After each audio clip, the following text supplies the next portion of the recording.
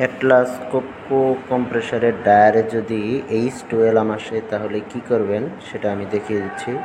দেখেন এইরকম লাল বাতি জ্বলে থাকবে এবং H2 অ্যালার্ম আসবে, টেম্পারেচার দেখাবে 30, 32, 25 এরকম। তখন ডায়ারটি খুলে এরকম দেখবেন একটা সুইচ আছে, এই সুইচের মধ্যে চাপ দিলেই ডায়ারের কম্প্রেসারটি চালু হয়ে যাবে। নর্মালি ডায়ারের কম্প্রেসার না চললেই টেম্পারেচার বেড়ে গিয়ে এরকম H2 অ্যালার্ম আসে। এই অবস্থায় যদি ডায়ারের কম্প্রেসারটি অন করার জন্য ম্যানুয়ালি সুইচটিতে চাপ দিলেই কম্প্রেসারটি অন হয়ে যাবে এবং আস্তে আস্তে টেম্পারেচার কমতে থাকবে।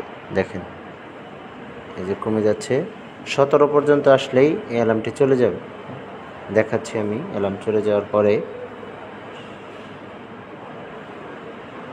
17 এর উপরে গেলেই এই অ্যালার্মটি চলে আসে। দেখেন অ্যালার্ম চলে গেছে। এই ছিল আজকের ভিডিও। যদি বিস্তারিত কিছু জানার থাকে তাহলে অবশ্যই কমেন্টস করে জানাবেন।